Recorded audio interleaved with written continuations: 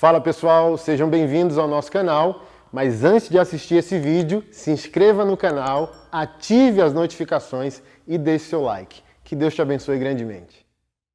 1 Coríntios capítulo 7, a partir do verso 1. Quanto ao que me escrevestes, é bom que o homem não toque em mulher. Mas por causa da impureza, cada um tem a sua própria esposa e cada uma o seu próprio marido. O marido conceda à esposa o que lhe é devido, e também semelhantemente a esposa ao seu marido. A mulher não tem poder sobre o seu próprio corpo, e sim o marido. E também, semelhantemente, o marido não tem poder sobre o seu próprio corpo, e sim a mulher. Não vos priveis um ao outro, salvo talvez por mútuo consentimento, por algum tempo, para vos dedicardes à oração e novamente vos ajuntardes, para que Satanás não vos tente por falta de domínio próprio. E isto vos digo como concessão, e não como mandamento. Dá um pulinho aí para o capítulo 11, ainda de 1 Coríntios. A partir do verso 5. Geralmente nós conhecemos a parte final do capítulo 11, que é o texto da ceia. E esse é um texto pouco explorado, pouco lido e pouco ensinado também nos nossos púlpitos. 1 Coríntios 11, 5. Toda mulher, porém, que ora ou profetiza com a cabeça sem o véu, desonra a sua própria cabeça, porque é como se estivesse raspada. Portanto, se a mulher não usa véu, nesse caso que raspe o cabelo. Mas se lhe é vergonhoso tosquiar-se ou raspar-se, cumpre-lhe usar véu. Porque, na verdade, o homem não deve cobrir a cabeça, por ser ele imagem e glória de Deus, mas a mulher é a glória do homem. Porque o homem não foi feito da mulher, e sim a mulher do homem. Porque também o homem não foi criado por causa da mulher, e sim a mulher criada por causa do homem. Portanto, deve a mulher, por causa dos anjos, trazer véu na cabeça, como sinal de autoridade. No Senhor, todavia, nem a mulher é independente do homem, nem o homem é independente da mulher. Porque como provém a mulher do homem, assim também o homem é nascido da mulher, e tudo vem de Deus. Até aqui. Você acredita, como eu acredito, que só existe um Criador? Você crê nisso? Piamente? Radicalmente? Não tem co-criador? Não tem, né? Só um. E quem é ele? Então ninguém cria junto com ele. Amém? Ninguém. Martinho Lutero disse: até o diabo é o diabo de Deus.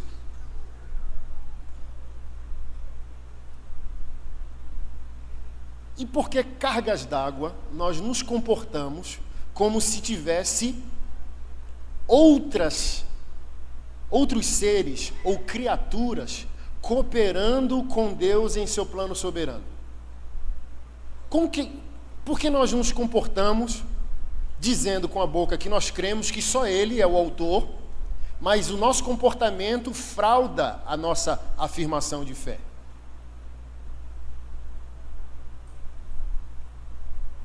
Hoje à noite o nosso tema é família, e eu quero focar justamente no casal, que é o núcleo mais importante e mais perigoso que esse único Criador fez. A coisa mais perigosa que Deus criou foi o casal. Perigosíssima. Ao ponto que esse casal é odiado desde que o Senhor ordenou a bênção, dizendo: eu vos abençoo, cresçam, multipliquem, encham a terra.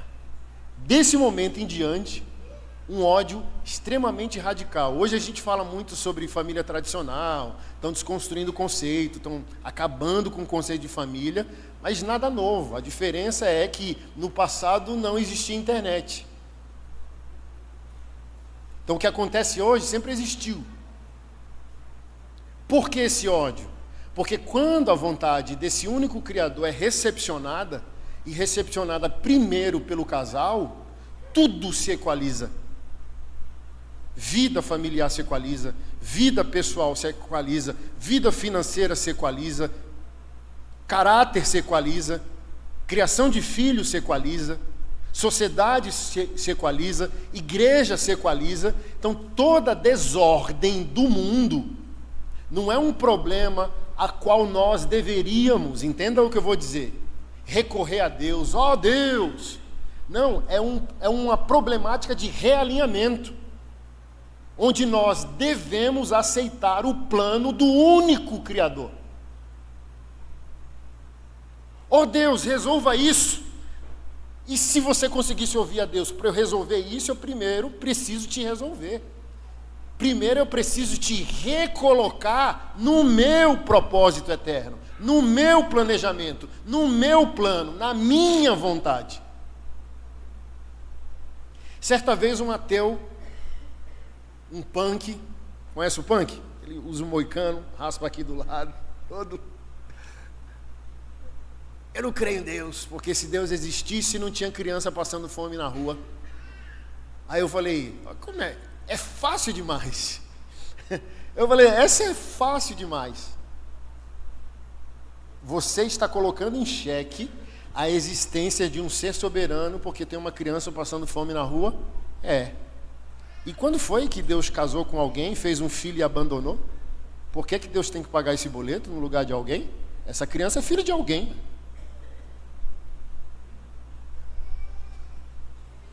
Então, com esse exemplo, eu provo para você que o problema é o casal, que não existiu, que não está interessado no planejamento do único Criador. Aí quando o problema acontece, socialmente falando, as pessoas querem responsabilizar a Deus, a igreja, a religião, a política, mas é um problema de ordem pessoal. Eu não me posicionei diante do plano de Deus. A violência, as violências contra a mulher é o problema que procede de homens que não aceitaram o plano absoluto de Deus. Crianças em sofrimento. Qualquer tipo de problema só existe porque nós não estamos posicionados diante desse plano.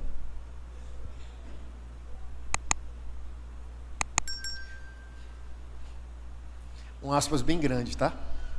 Se nós estivéssemos posicionados, oraríamos menos. Olha o que o pastor está dizendo. Pastor, você está dizendo que a gente tem que orar menos? Não, eu estou dizendo que se você vivesse o plano de Deus. Por quê? Vamos lá. A maioria de nós entende oração como petição. Quase ninguém chama oração de comunhão, oração de contemplação. Não vou pedir nem para levantar a mão. Quem aqui ora sem pedir? Quase ninguém. Oração, na cabeça evangélica, é pedir. Então, se eu tivesse posicionado, eu pediria menos. Voltando para o casal primitivo, Adão e Eva. Onde que você já leu eles orando, jejuando, congregando, dizimando, ofertando? Você não vê comportamento litúrgico em Adão e Eva. Eu sempre explico isso. A primeira oferta que foi entregue a Deus foi através de Caim e Abel. Por quê? Se Adão e Eva, antes do pecado, estavam debaixo do ordenamento divino, a problemática não existia.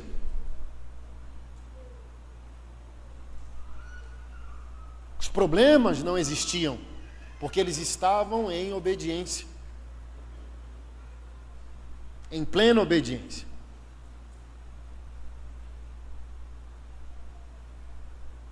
E esse é o nosso proceder hoje. Está tudo bem. A pessoa não vai para a igreja. Qual é o sinônimo de ir para a igreja? Estou perto do divórcio, estou endividado, estou perto da falência, perdi a saúde, aí volta. E tudo bem, esse é o gênero humano. Deus não está chateado, não. Ele conta com isso. Ele previu isso. Mas eu estou falando isso para ti.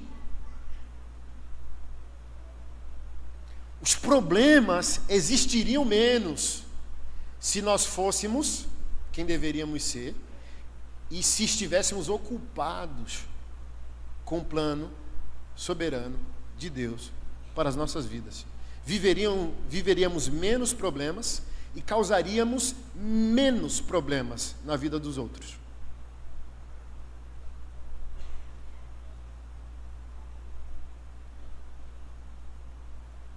Pastor Anderson, dito isso, o que é que tem a ver o que você está falando com os textos que nós lemos?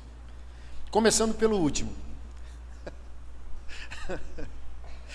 Perdão, gente, é que, assim, ó, vida de crente é engraçado. Assim, ó, tem problemas de vocês que, por mais que a gente se esforce como pastor para amém, aleluia, dá vontade de dar uma gargalhada, assim.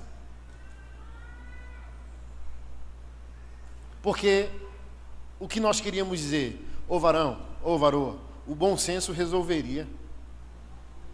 Não tem nada de espiritual, não tem nada de demônio, não tem nada de nada. É só bom senso. Bom senso moral, bom senso emocional, inteligência emocional, obediência bíblica. Então, de onde surgirão os problemas de uma família cristã, de um casamento cristão? Da desobediência. Alguns dos meus livros estão aqui disponíveis, você vai comprar, sobre família. Eu já falo para que as pessoas não se frustrem. Não, quando eu for assinar seu livro, não me peça oração, não vou orar, não oro. Pastor, eu não oro por casamento de crente. Nem adianta insistir, pode ficar chateado, pode fazer textão na rede social, já estou acostumado. Por que não, pastor? Porque seu problema não existe por ausência de oração, mas pela presença de desobediência. Então, quando alguém em desobediência pede a um pastor oração pelo problema que a desobediência gerou, em outras palavras, você está pedindo para eu entrar no seu problema com Deus.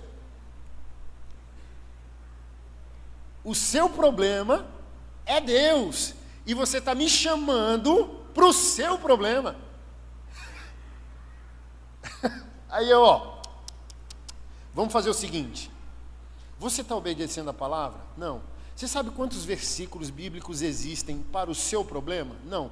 Quantos livros você leu de teologia saudável esse ano sobre o seu problema? Nenhum. Então vá lá, se realinhe biblicamente, ok? Leia uns 2, 3 livros sobre o assunto, depois você volta, aí eu oro. Porque vai ser igual água na semente. A semente você colocou na terra. A oração é a chuva sobre aquela semente. Aí as pessoas querem o contrário.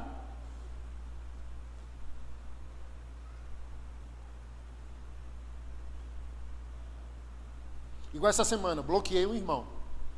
A coisa mais maravilhosa que inventaram da rede social é bloquear. Eu bloqueio mesmo. Rapaz, o cara todo dia colocava lá como se fosse um horóscopo gospel. Entende? Pessoa que vai ler lá no jornal, na revista Marie Claire. Eu sou de Capricórnio, deixa eu ver aqui como que está hoje o negócio. Aí ele, assim, oração por riqueza, prosperidade, portas abertas, promoção no trabalho, pela saúde do fulano, de Beltrano, de Ciclano. Eu falei, o que esse bexiguento acha que é o Evangelho de Deus? E eu sou o telemarketing dele. Mas chega perto desse bexiguento e pergunta para ele se ele está em obediência nas áreas da vida que ele pediu oração.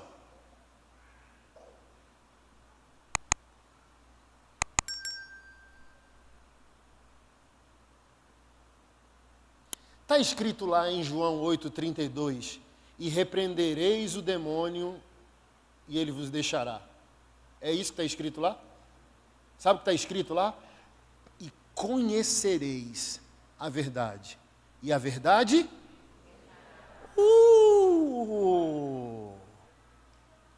Então você achou pesado eu dizer que eu não oro. Não, eu estou baseado nisso aqui, ó. A oração não vai resolver se a verdade não ocupa o teu conhecimento e o teu procedimento. Porque o que é mais fácil para um crente infantil? Eu repreendo. Mas se não for espiritual? E se não for demônio? E se for caráter? E se for proceder? E se for birra? E se for chantagem emocional? Como que resolve? E conhecereis a verdade.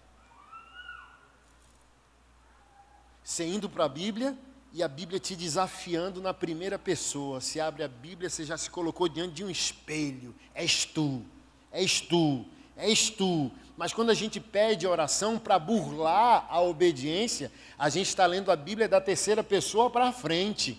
Ah, se a minha esposa tivesse hoje aqui, alguém que pode estar sozinho hoje aqui, pode estar falando. Ah, ela deveria estar aqui. Não, é contigo que Deus está falando. Tem irmãos que chegam para mim e dizem, pastor, já que você tem livro sobre isso, fala com a minha esposa. Aí eu falo, varão, ela não quer falar comigo, ela quer falar contigo.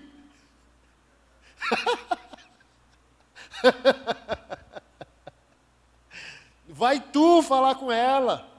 Não é comigo que ela quer falar. Não é comigo que ela está casada. Eu falo contigo, tu fala com ela.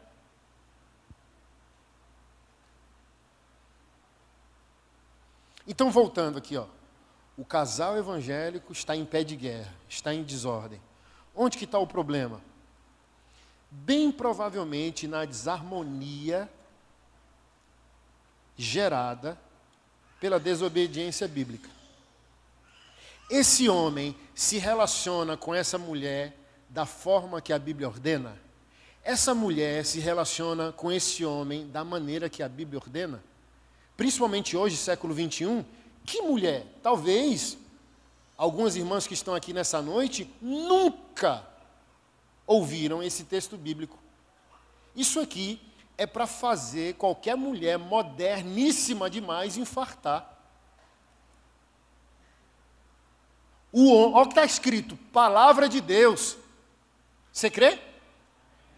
Ou você está como alguns aí que a Bíblia contém a palavra, mas não é a palavra? A Bíblia é a palavra de Deus? Então ela não está opinando, ela não está sugerindo, ela não está perguntando o que você pensa. Ela está afirmando aquilo que Deus é, aquilo que Deus pensa e aquilo que Deus requer da criação. A palavra de Deus diz: o homem não foi feito para a mulher foi criada para o homem. A irmã, ó, rapaz, machismo na Bíblia, que isso? Mas olha só, para péssimo leitor e péssimo adorador, versículos assim são agressivos. Mas para bons leitores bíblicos e bons adoradores, o texto, o antitexto, o pós-texto, o contexto, a mente de Deus, o coração de Deus importa para que nós tenhamos uma leitura bíblica responsável. Porque o próprio Deus que inspirou o apóstolo Paulo a escrever isso é o mesmo Espírito Santo que antevê um homem evangélico, um homem cristão, rabugento, grotesco, pegando o verso isoladamente para ferir a filha de Deus, dizendo: olha, tu foi criada para mim. Alguns aqui já ficaram animadinhos. Ó, eu mando, tá vendo? Não, ô Shrek. Continue lendo. Olha a previsão do apóstolo Paulo e do Espírito Santo que você distorceria isso.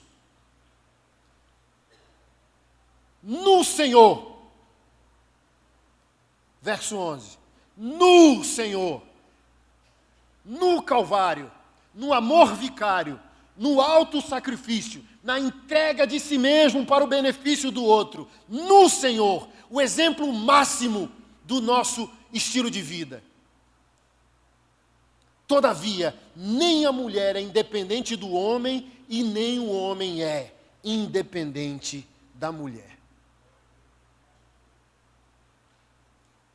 Porque assim como a mulher provém do homem, o homem nasce da mulher. Então, o mesmo apóstolo que sela a liderança masculina, exalta a sensibilidade feminina como um diamante. Ei, Deus colocou você como líder. Mas você está lisando com a joia rara do Criador. Eu vi dirigindo, né? Porque 5 horas de Confins para cá, a gente vai fazendo um monte de sermão no volante, né? E eu pensando ali, rapaz, me permita essa licença poética, falo como homem, como o apóstolo Paulo. Eu estava pensando ali sobre violências cometidas contra a infância. Não sei se você me acompanha nas redes sociais, nas pregações, mas é uma das poucas coisas que me desequilibra, é você tocar numa criança. Eu perco o eixo. Aí eu vi dirigindo pensando, assim, falando com Deus, Senhor, eu te amo. Mas rapaz, se um negócio desse acontecesse com um filho meu, eu voluntariamente, eu perco o réu primário, eu não sei o que o Senhor vai pensar, mas assim, ó. Porque eu vim pensando ali, ó. O Senhor vingará todos os seus filhos. Apocalipse 11:19. Os anjos louvando ao Senhor e disse ao Senhor, Senhor, chegou a hora do Senhor destruir os destruidores da terra. Tudo que a gente acha que é injusto e que Deus está demorando, Apocalipse 11:19 resolve. A hora certa, os próprios anjos clamando ao Senhor para a ação de justiça. Chegou a hora do Senhor destruir. Então pega toda a história da humanidade. Tudo que foi grotesco está no livro. E o Senhor vai cobrar.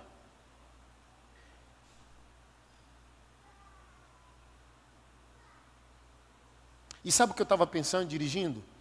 Todo homem, principalmente pai de menina, precisaria, vou falar isso mais abrangentemente amanhã na reunião de homens.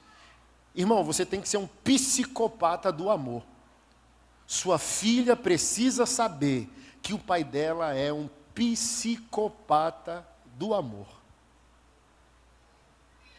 Para que nenhum homem ouse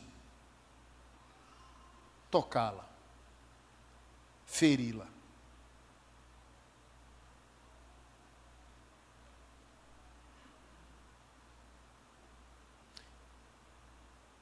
Mas saiba que o teu Deus e o teu Criador têm o mesmo sentimento pela filha dele, que hoje é a tua esposa.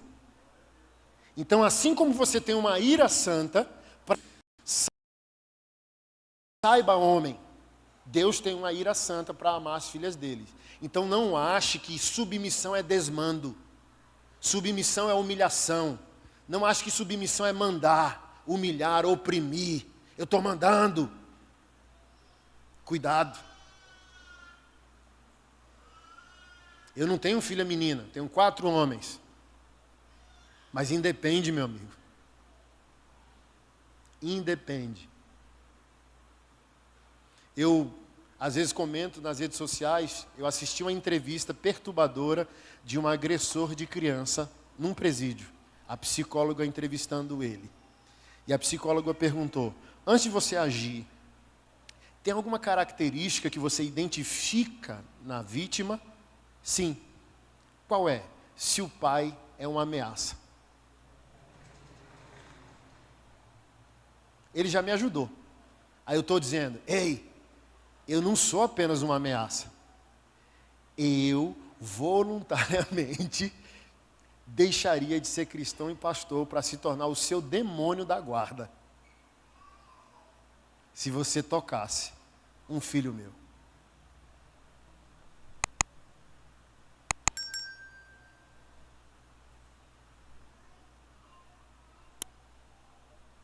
Se eu tenho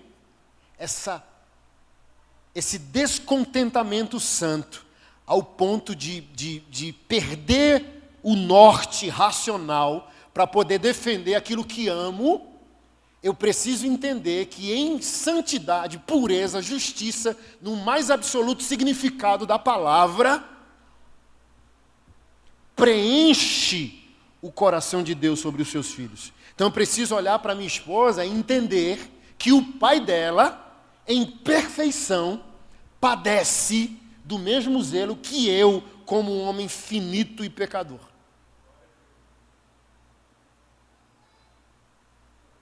Então não posso olhar para minha esposa, filha de Deus, ousando tratá-la como meu patrimônio. Você viu como explodiu a violência nos últimos 2 meses contra a mulher? Em Brasília, esse ano, bateu o ápice de feminicídio. Os mais absurdos, todo dia, aparece. E às vezes a gente fica chocado dizendo: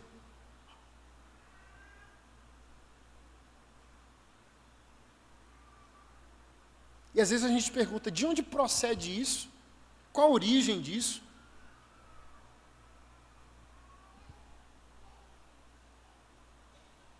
E hoje fica muito mais fácil para nós o temor do Senhor. Porque é esse temor que reajusta todas as coisas, que reequilibra todas as coisas, que coloca todas as coisas em harmonia.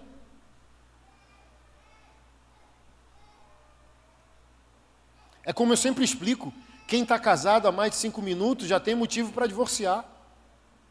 Quem aqui nunca quis? Eu já quis divorciar. Teve dias que eu não queria estar casado, que eu olhei assim e disse: rapaz, que megera. Como ela ousou falar isso para mim?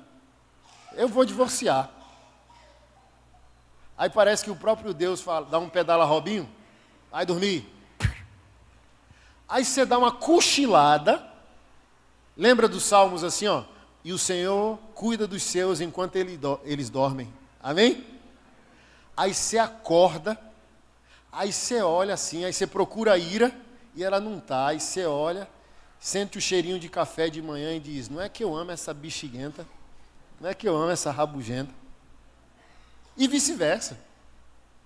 Não sei se você já viu um vídeo, John Piper, Jay Carson, Tim Keller, quem mais estava na mesa? 4 velhinhos americanos, os caras casados. Você está casado há quanto tempo? 30, você 40, você 50.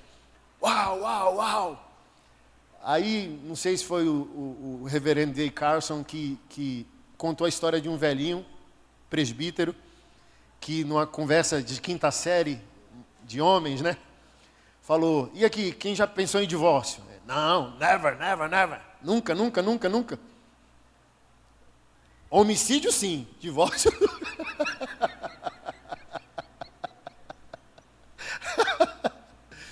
Então, assim, são 2 pessoas diferentes querendo se agradarem por temor ao Criador. Não é perfeito, só tem que ser de verdade.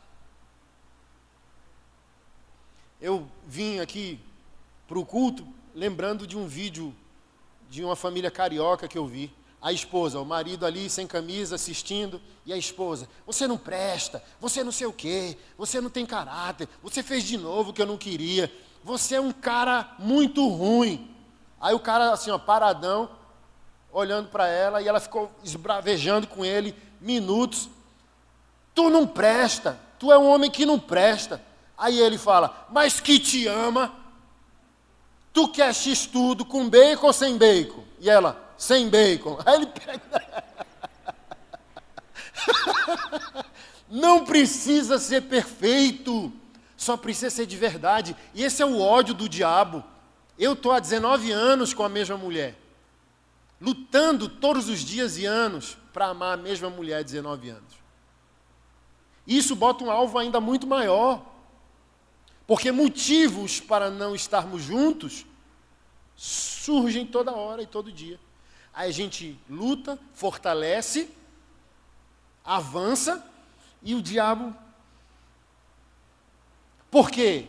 Ele quer ver o divórcio, porque o divórcio é a morte de um propósito. O divórcio é a morte de uma microcivilização. Um divórcio afeta a qualidade de vida de uma cidade, afeta a qualidade de vida de uma igreja.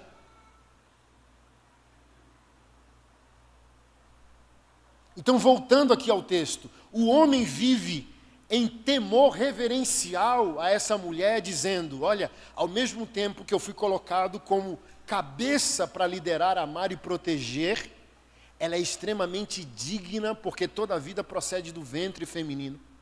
Então, ao mesmo tempo que o feminino respeita a coragem do masculino, o masculino deveria respeitar que toda a existência procede do ventre.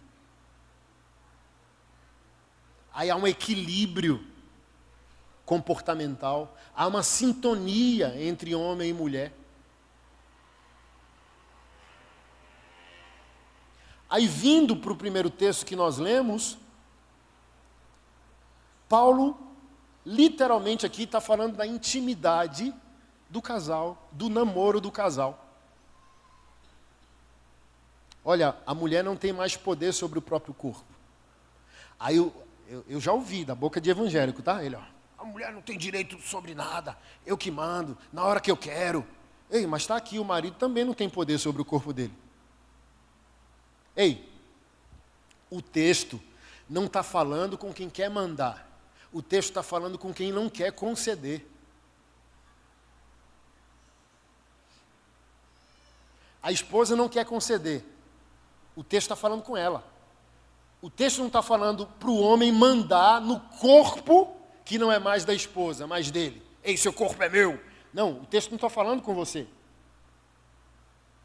O texto está falando com a parte resistente, dizendo, ei. A intimidade do casal, assim como a refeição do dia, café da manhã, almoço e janta, é uma necessidade fisiológica. Então, é um ato de amor, um dever, uma responsabilidade alimentar o outro. Aí a esposa que entende isso, ela entende essa intimidade matrimonial como um dever. Gostando ela ou não, estando ela interessada ou não, mas o marido também, em contrapartida, tem que ter essa sensibilidade e interesse, de não partir para a intimidade apenas como um mero instinto.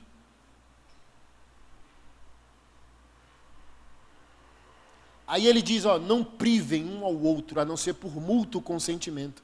Então, o afastamento temporário dessa intimidade é em acordo, aviso prévio. E ele diz um contexto, para se dedicardes à oração. O motivo ele tem que ser espiritual. Não é, não quero.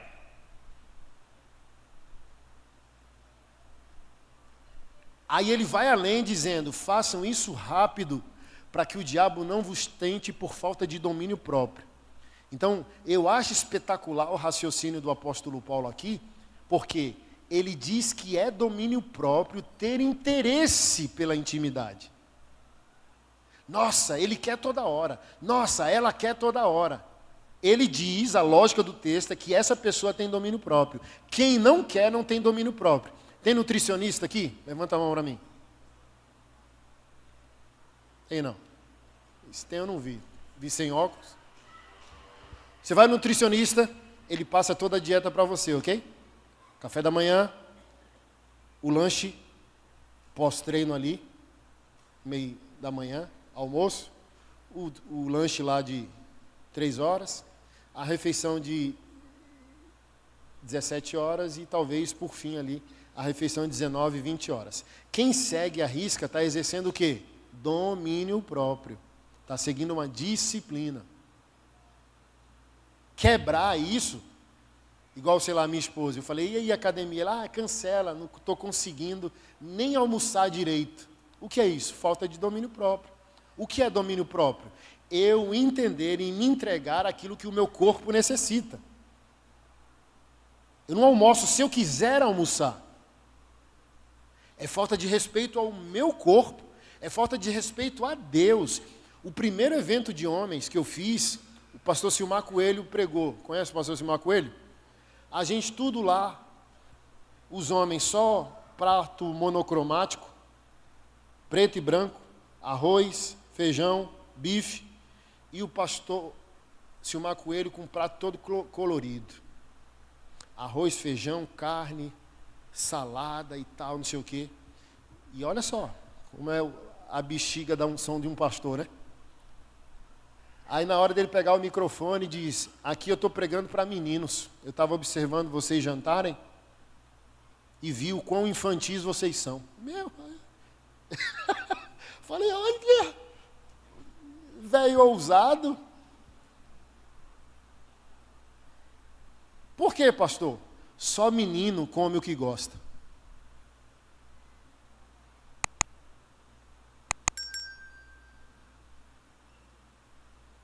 Homens comem o que precisam comer.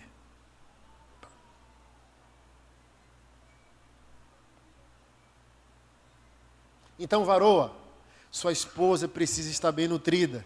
Varoa, seu varão precisa estar bem nutrido. Sabe por quê? Eu sempre falo isso. Satanás é especialista em transformar gente feia em gente mais ou menos, principalmente na academia. A pessoa não tem um dente, está faltando um dente. Se o casamento não tiver bom, Satanás dá uma borrada no olho da pessoa. É isso mesmo que eu estou vendo. Depois que sai o Satanás do couro do povo, fala, rapaz, a mulher não tinha dente, agora já é tarde.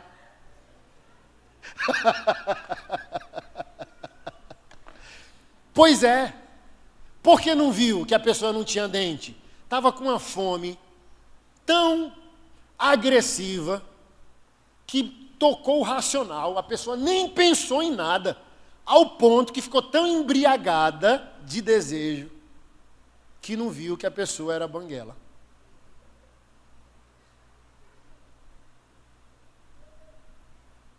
Eu tenho mudado um pouco a minha percepção sobre infidelidade matrimonial, tá? Pecado é pecado, amém? Mas todo mundo, inclusive eu, gosta de punir e julgar a parte traidora. Mas é o dever evangélico, o dever bíblico, olhar a situação de maneira ampla. Por exemplo, o rei Davi pecou de maneira grotesca, sim ou não? Deus não o abandonou, porque Deus faz isso aqui, ó. Nós, seres humanos, pegamos a lupa e focamos. Deus amplia a lupa.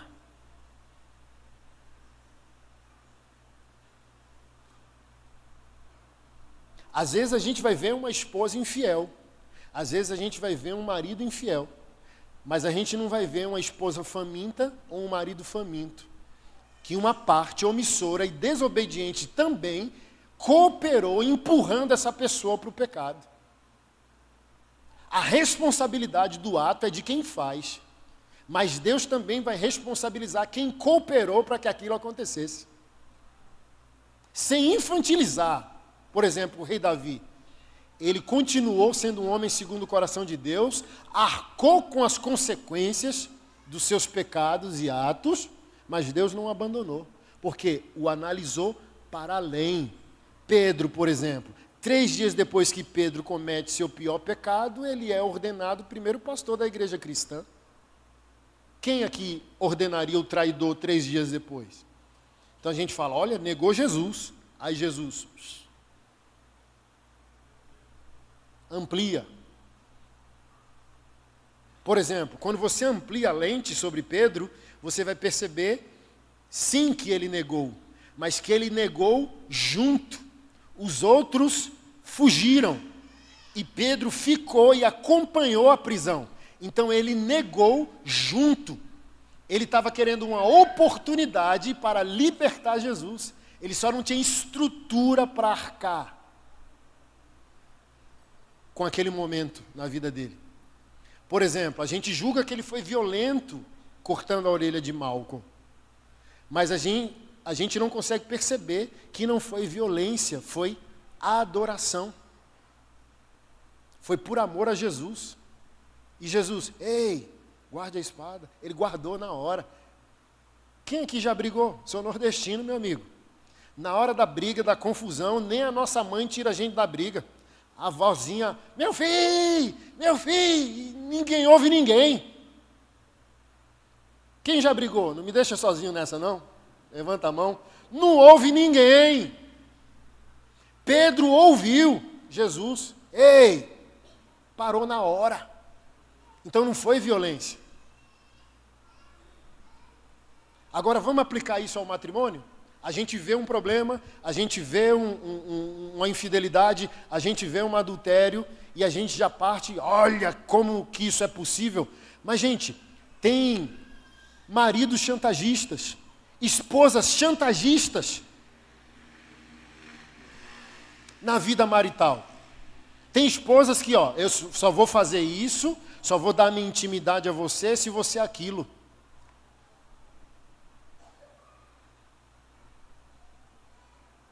E por que casou?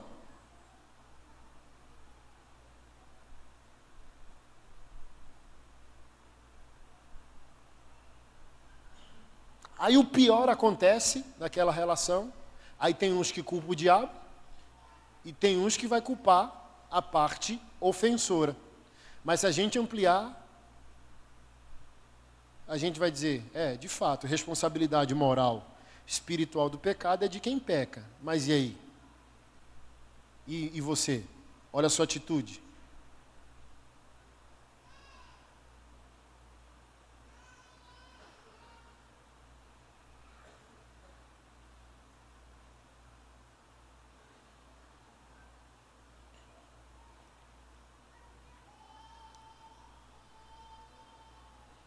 Então,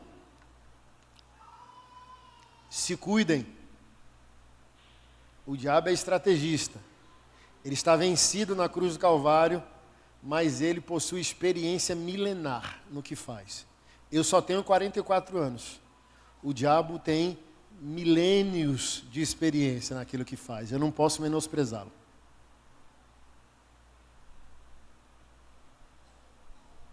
Eu já dei esse testemunho. Você vai conhecer daqui a pouco alguns projetos que eu lidero. Um deles... Sou autista, sou pai de autista, a gente lidera um projeto social em prol da comunidade autista em Brasília. Aí na minha moto, que eu estou rifando, para os autistas, tem a logo lá do projeto, o coração dos autistas e tal. Aí eu estou na academia, não estava num dia bom. Olha como o diabo é estrategista. Não brinque não, o caba sabe o que ele faz, tá? Eu não estava num dia bom. Eu não estava num dia bom com a minha queridíssima esposa. E estou lá na academia. E você não é besta, principalmente se você é homem. Estou aqui, Aí você fica aqui, aí a visão periférica, eu aqui, não é possível. Minha visão periférica já vendo o sinal de alerta. Falei, vou sair daqui e vou para outro lugar.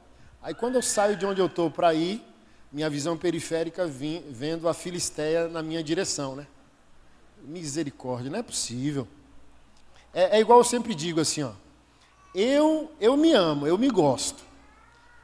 E cada um, cristão honesto, sabe as qualidades que tem. Beleza não é a minha, eu tenho outras qualidades. Não é possível não. Tá certo isso, Arnaldo. Porque assim, não é na rua, não diz, quando a esmola é demais, o santo desconfia? Irmão, aí quando eu vou, a mulher toda malhada, bom dia, sorriso de engolir a orelha. E eu só converso com a mesma mulher há 19 anos. Eu não atendo nem no gabinete, mulher, sozinho. Tem que estar minha esposa, tem que estar um diácono, tem que estar alguém, entendeu? Aí eu, 19 anos, falando com a mesma mulher, aí uma mulher, bom dia, e eu, querendo caçar as palavras, pastor, e não achava. E o suando frio. Bom dia, e eu, bom dia. Aquela moto bonita, lá na porta da academia é sua? E o coração? E o suor? E parecendo que é gago? É minha. Eu vi o símbolo do autismo. Falei, sou autista, sou pai de autista, tenho um projeto social para os autistas. Sou mãe também de autista, não sei o quê, bababá. E começou a... E eu falei, meu Deus, como é que eu vou sair daqui? Porque quando eu entro em situações assim, na minha cabeça eu vou orando aqui na mente, dizendo, Senhor, duas coisas. Eu preciso dar meu testemunho, mas eu não quero ser grotesco. Eu preciso dar meu testemunho com educação. Me ajuda, Senhor, a sair dessa sinuca de bico. Aí ela, e como que é esse projeto social? Aí eu falo, a gente cuida de mães de autistas que foram abandonadas pelo marido. Meu amigo, a mulher deu um sorriso tão jezabélico. Aí ela disse assim, então é você que vai cuidar de mim? Assim, então é você que vai cuidar de mim? É aquele você, E eu aqui, Eu falei, misericórdia, Senhor.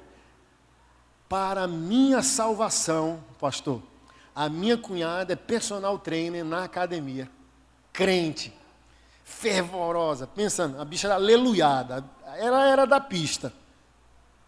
Mas hoje, no caminho, pra você ter noção, ela testemunhou uma vez, porque a gente mora em um lote e ela mora na casa ao lado. Há 15 anos atrás, ela toda arrumada para ir para a balada, e eu em casa, orando, aleluiado, louvor, e eu... Rapaz, ela não falou nada para mim, mas falou bem assim, esse teu marido, viu? O que foi que meu marido fez? Toda arrumada ontem, no salto, cheirosa, passei do lado da tua casa, o cara gritando lá de orar, eu caí na lama. Fala para ele, fala para ele orar menos. Fui passar do lado da tua casa, pareceu que alguém me empurrou, bluf, na lama, caí na lama e não fui mais para a balada. Hoje, aleluiada. Graças a Deus. Quando ela viu, meu cunhado está em maus lençóis. Ela já chegou no meio assim, eu aqui, a mulher aqui, e ela, bom dia, entrou no meio. Aí já deu na mulher, vai para lá. Bom dia, cunhado. Apertou minha mão e já, aí, glória. Depois eu te dou um panfleto do projeto, Deus abençoe. Vup. Aí já cheguei em casa, porque é isso. E eu quero encerrar dizendo isso. Homem, você cria o ambiente para sua esposa ser a melhor versão dela, para ti e para Deus. Mulher, meu marido é tão calado, será que você está pronto para ouvir toda a loucura que passa na cabeça de um homem durante 24 horas de um dia? Não responda, só reflita. As mulheres têm a tendência de dizer, ele é calado, não se abre, não fala, tu não está pronta?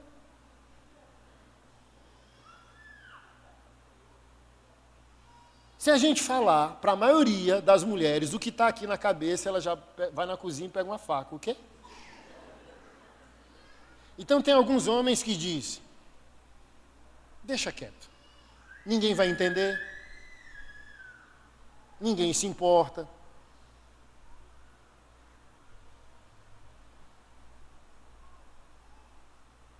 Então a primeira coisa que eu fiz quando cheguei da academia, sabe o que foi em casa? Dizendo, antes que alguém diga, antes que a tua irmã diga, então, já entreguei, amigo. Quem confessa tentação não confessará pecado. Falei, e aí, mas você ficou interessado? Eu falei, não, minha irmã. A irmã, parecendo paniquete lá do trem, moço. Eu suando igual vara verde, gaguejando igual gago. Aí eu falei, ore por mim aqui. Não pergunte se eu gostei ou não. Não pergunte se eu estou tentado ou não. Eu estou validando diante de você que você casou com um homem que quer continuar te amando e amando Deus. Ajoelhei e disse, ore, bota a mão aqui na minha cabecinha e só faça o seu papel como esposa. Aí ela tem duas opções, ou fica chateada, ou vai dizer, eu estou em um casamento, eu estou em um matrimônio, é isso. eu tenho que falar as minhas tentações sem o risco de parar no hospital. Porque eu estou demonstrando a minha aliança com ela. Eu estou demonstrando a minha lealdade. Eu sou teu. E quero continuar sendo somente teu. Mas eu tenho espaço aqui, nesse matrimônio, de expor quem eu sou? De expor minhas vulnerabilidades?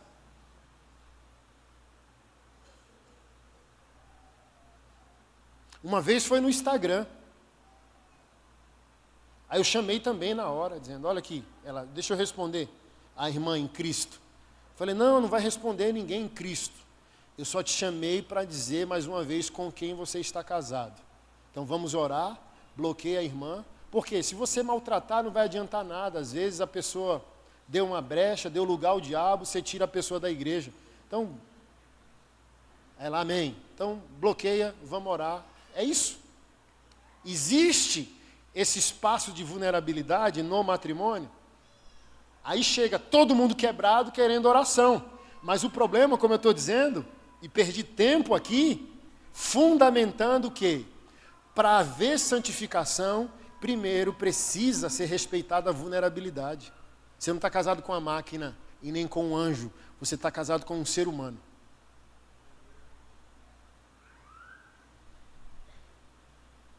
Hoje, lá em casa já é perceptível, são 19 anos. Não é muito tempo, mas é um tempo razoável. Que tem dias que ela olha e diz, deixa ele quieto. Tem dias que eu olho, entendeu? O dia anterior, todo mundo aleluiado. Parecia núpcias. No outro dia, alguém acorda com cara de dragão. E não é pessoal. E quem é maduro precisa entender, não precisa ser pessoal. Às vezes a mulher está estressada pelo... Assim, ó, a nossa última DR, eu falei, rapaz, ontem tu estava sorrindo, como eu sou apaixonada por ti, e hoje tu acordou com essa cara de dragão. Aí ela falou, deixa eu te ajudar, meu bem, você está casado há 19 anos. Aí abriu o aplicativo do ciclo menstrual. Ela falou bem assim, ó, sua mulher é tão louca, que o corpo dela menstrua 2 vezes por mês. Aí eu falei, eu não acredito, 2 vezes ela menstruou no mês. Eu falei, olha aí, olha que bronca.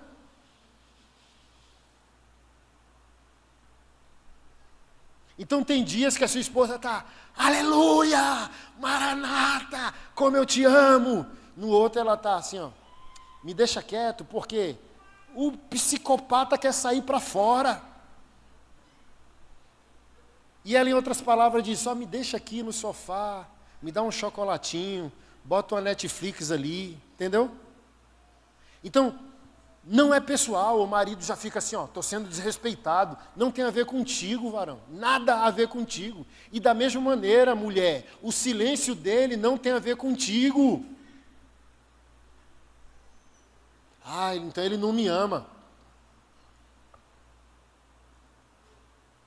Se o amor dependesse da multidão de palavras que se dá a alguém. Amor é igual o pai do Cris lá da série, entendeu? O Cris foi reclamar porque o pai dele nunca disse que te ama. Ele diz, rapaz, num bairro onde nenhum guri tem pai, voltar para casa todos os dias é dizer que eu te amo. Cala essa boca. Foi aquele dia que ele disse assim, sofri racismo na escola, disseram que eu sou negro, tu é branco? Mas o Senhor nunca disse que eu te amo, eu sou o único pai do bairro, que volta, eu sou o único pai, Cris, do bairro. Não leva para o coração, são só diferenças hormonais, psicológicas, relacionais, entende? A minha, não sei se é problema de Keila e de baixinha, sempre falo, quanto mais baixinha, mais invocada. A minha é invocada.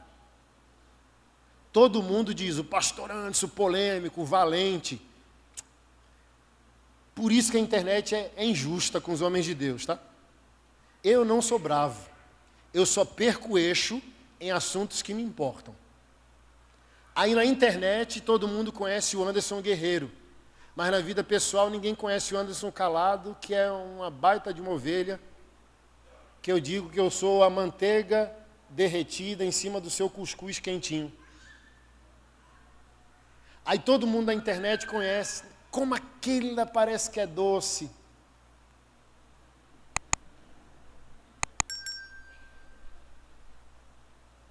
Contigo. Eu falei para ela, zoando ela um dia, tu é doce com o povo. Ai do teu marido e dos teus filhos. Anderson! Paulo! Olha que coisa maravilhosa. A Keila é dócil publicamente, valente na vida privada. O Anderson é valente na vida pública, dócil na vida privada. Aí o casal faz o quê? Equilibra. Então, não espiritualiza os problemas. Às vezes eles são apenas humanos.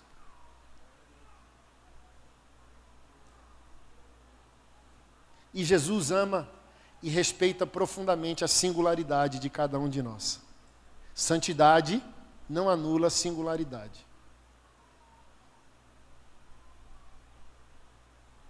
Por que eu gosto de, nas redes sociais, ser quem eu sou? Moto, rock and roll, piada, humor. Porque eu entendi que a religião adoece, porque ela anula a singularidade.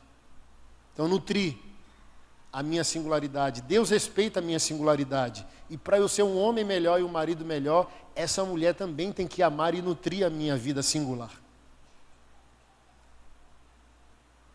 Assim como eu nutro e respeito a dela. E eu aprendi com ela, tá? Porque eu sou carrancudo demais, sério demais. Autismo significa em si mesmo. Então eu era uma lata de sardinha fechada, uma tartaruga enlatada. Aí a Keila veio para quebrar toda a minha seriedade, todo o meu protocolo. Eu todo assim, ó. Por exemplo, quando ela me conheceu, eu nem cumprimentava a mulher. As mulheres ficavam em crise, porque os irmãos vinham e eu abraçava os irmãos, beijava. As irmãs vinham e eu, Pai do Senhor, mão no bolso. E até hoje sou assim. Ou aperto de mão e ela, rapaz, como que eu vou conquistar esse camarada? Ela quebra o meu protocolo, ela faz piada em velório. A primeira vez, assim, ó, a gente casou, aí eu tô lá, lavando uma louça para ela, ela passa e tacou a mão na minha bunda. Pum!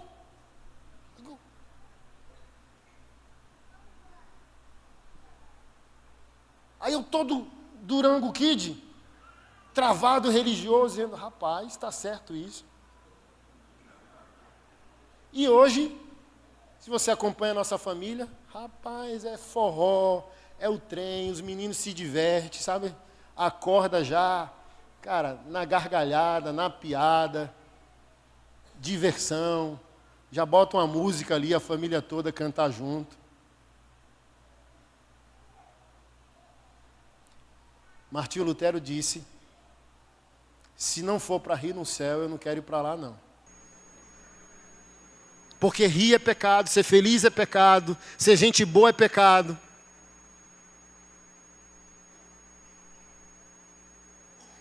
Evangélico tem um costume de dizer que nós somos o povo mais feliz da terra. Rapaz, mais da metade dos evangélicos é tudo ranzinza. Fala, como é que pode servir um Deus maravilhoso desse e ser mal-humorado? Ser santo não é ser mal-humorado. Ser espiritual não é ser mal-humorado.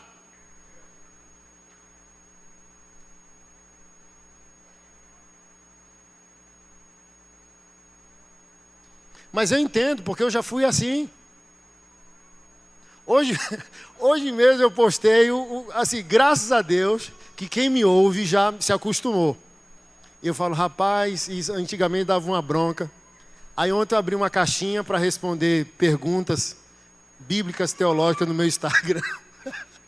Aí o irmão postou lá, pastor Anderson, a minha esposa pediu para eu falar uns negócios apimentados na hora do namoro. Vai, fala para mim. Eu chamei ela de Janja. Quase que dá divórcio. Aí eu, com o irmão dentro do carro, eu falei, já pensou se a esposa devolve e diz, e chama ele de Lula? Seu 9 dedos.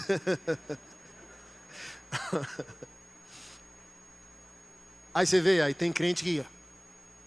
Irmão, a gente não está falando de política, a gente não está depreciando a primeira dama. Cara, aprende a dividir os trem, moço. Uma coisa é a dignidade humana, isso a gente ama e protege, outra coisa é meme, outra coisa é... Aprenda a sorrir, varão. Se você não consegue sorrir com a mulher que você ama, a primeira pessoa que eu mandei, sabe quem foi? Minha esposa. Aí ela, eu tô aqui passando mal de rir. E eu falei, eu tô 2 vezes. E ela diz, eu te amo assim, eu te amo sorrindo. Olha só. Aí eu tô aqui com vocês de ontem até domingo, mas eu tô aqui com uma mulher que está sentindo a minha falta em casa. É por isso que eu sempre explico. Nós saímos de casa, a gente faz favor ao sair de casa ou faz falta?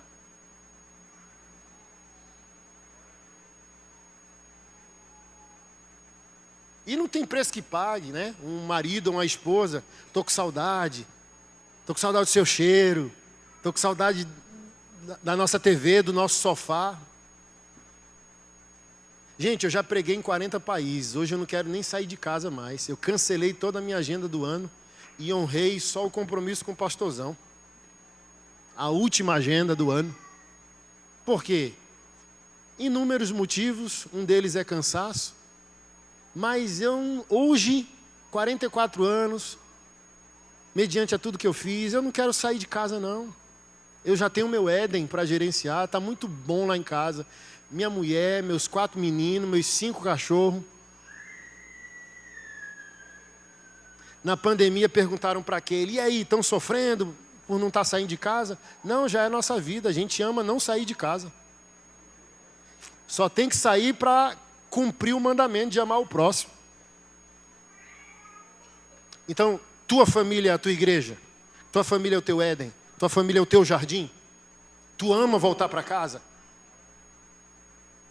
Já me viu falar das irmãs mal-humoradas? Tem irmã mal-humorada também, não só varão não, tá?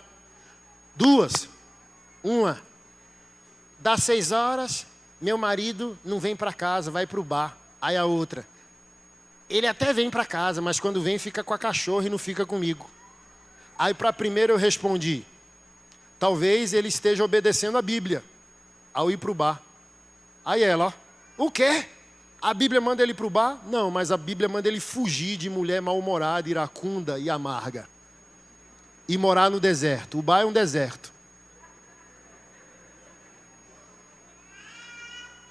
Eu não queria estar aqui, eu estou aqui por amor à igreja, por amor a vocês e amor a Jesus. Então dá 6 horas e um homem de Deus, que ama a Deus, que ama a família, não quer voltar para casa, quer ir para o bar, pode ser que ele está cheio de capiroto, mas pode ser que a mulher dele é indigesta.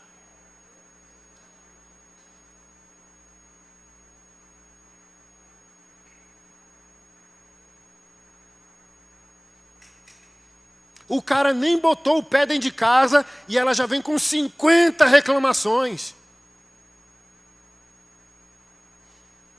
Para cada solução, ela tem 20 problemas.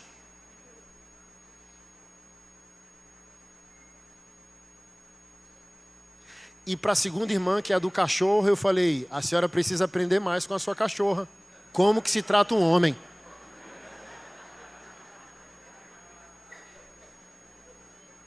Aí ela, tô saindo do seu Instagram. Aí eu, ó, mas vai com a informação certa. A cachorra está tratando melhor o seu marido do que a senhora. Aí eu falei, a senhora ousa avaliar a conduta de ambas? Como a senhora recebe ele e como a cachorra recebe ele? Quem tem cachorro aqui? Amor leal, sim ou não? Eu tenho 5, sem eles a gente enlouqueceria na pandemia, sim ou não? É amor leal. A gente dá uma bronca, daqui a pouco tá, ó. Parece que a gente nem deu a bronca. marido chega em casa, a esposa, cara de túmulo, cara de inimiga. Aí o cara está cansado, atribulado, perseguido no trabalho, pensando em dívida, Serasa, o cheque vai voltar. Então quando ele bota o pé em casa, ele quer que o Éden esteja diante dele. Uma mesa posta hoje é machismo, é opressão. Para o homem é eu te amo, eu te valorizo, eu reconheço o teu esforço, a tua entrega, és bem-vindo. Aqui é o teu lar, aqui é o teu refúgio, aqui é a tua blindagem, aqui é o teu bunker, aqui tu não tem inimigos. Aqui é o teu paraíso, aqui tu é rei, aqui tu é honrado, estimado, valorizado. A esposa não diz isso, mas a cachorra diz. Ele vai ficar com quem?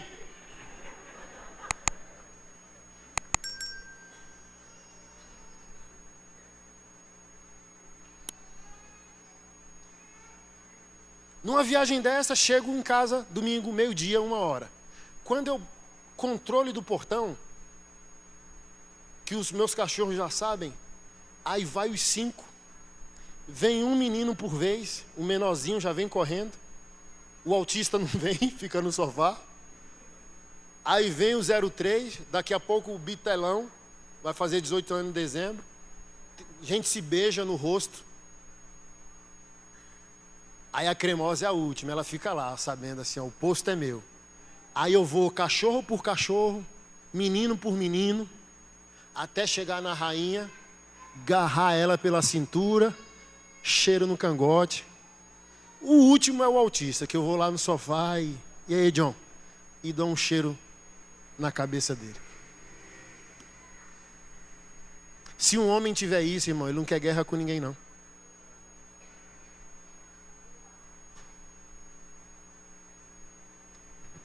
Tá chateado com a colheita? Tô. Muda a semente. Só isso. Muda o procedimento. E se criar o ambiente, ouça sem se ofender. A minha, essa semana mesmo. Ei, meu bem, presta atenção em como está falando comigo. Está meio rude as respostas e tal. Eu falei, me perdoe, eu não percebi, mas fala na hora. Quando eu falar algo fora do tom que não te agradou, fale na hora para eu me perceber. Eu não estou percebendo, eu não percebi. Me perdoe. É isso. É esse ambiente, entende? O homem quer ser honrado? Quer. A mulher quer ser amada. Então, olha, ela está dizendo, olha, está arranhando. O tom de voz não está amável. E eu, sem me ofender, já acato. Amém? E vice-versa. Se eu achar que ela não está procedendo corretamente, isso aqui, em todas as instâncias, seja a intimidade no namoro, seja o proceder público, seja a criação dos filhos, seja no trabalho, a gente trabalha junto. Tem que ser clara essa intimidade e essa comunicação. Amém? Vamos orar?